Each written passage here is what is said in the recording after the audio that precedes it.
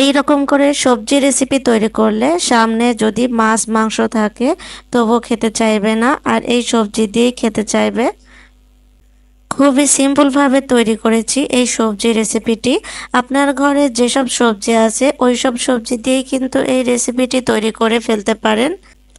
এখন একটি প্যানে তেল দিয়ে দিচ্ছি, আর ওই তেলটি হিট করে দিয়ে দিচ্ছি পেঁয়াজ কুচি, আর পেঁয়াজের মতো করে কেটে নিয়েছিলাম রসুন, আর দিয়ে দিচ্ছি কাঁচামরিচ। এগুলোকে এখন আমি একটু ভেজে নিব। ঝটপট কিভাবে রান্না করা হয় সেরকম করে আজকে আমি রান্না করব। সারাদিন ব্যস্ততার মাঝে রান্না করতে মন চায় না, মনে হয় কেউ যদি একটু রান্না করে দিত তাহলে একটু আরাম পাইতাম। যাই হোক, তবুও আমাকেই রান্না করতে হবে। আমার ঘরে কিছু ভাঙা কুমড়া বড়ি ছিল, এগুলো আমি দিয়ে দিচ্ছি। এই ভাঙা কুমড়া বড়ি দিয়ে বড় মাছ তরকারি রান্না করা যাইতো না, তবে এই সবজির মধ্যে ভাঙা কুমড়া বড়ি দিয়ে রান্না করলে খুবই টেস্টিকর হবে, খেতে খুব মজার হবে। কুমড়া বড়ি দেওয়াতে তেল কিন্তু চুষে নিয়েছে, তাই আরেকটু তেল দিয়ে দিচ্ছি। এবার এগুলোকে ভালোভাবে ভেজে নিব। এখন সবজিগুলো দিয়ে দিচ্ছি। আসলে ঘরে যা থাকবে ওই ধরনের সবজি দিয়ে কিন্তু আপনি একটি সবজি রেসিপি তৈরি করে খেতে পারবেন। এখন সবজিতে স্বাদ মতো লবণ দিয়ে দিচ্ছি, সাথে পরিমাণ মতো হলুদ গুঁড়া দিয়ে দিচ্ছি। আমি এই সবজিতে কোনো ধরনের মশলা গুঁড়া দিই নাই, একদম সাধারণভাবে তৈরি করতেছি।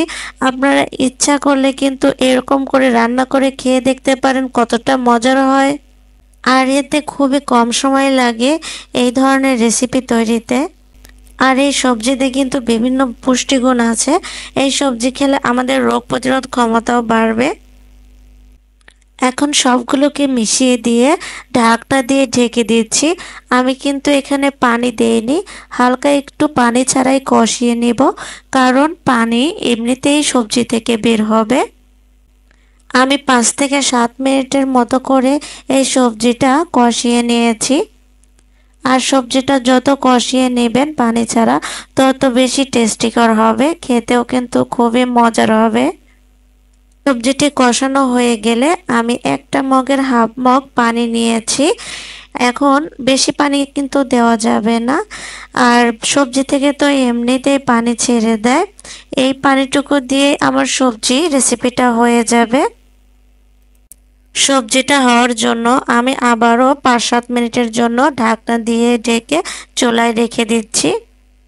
এখন আমার এই সবজি রান্নাটি হয়ে গেছে। ব্যস্ত জীবনে খুব তাড়াতাড়ি এই ধরনের সবজি রান্না করে খেতে পারেন, তাহলে সময় কম লাগবে।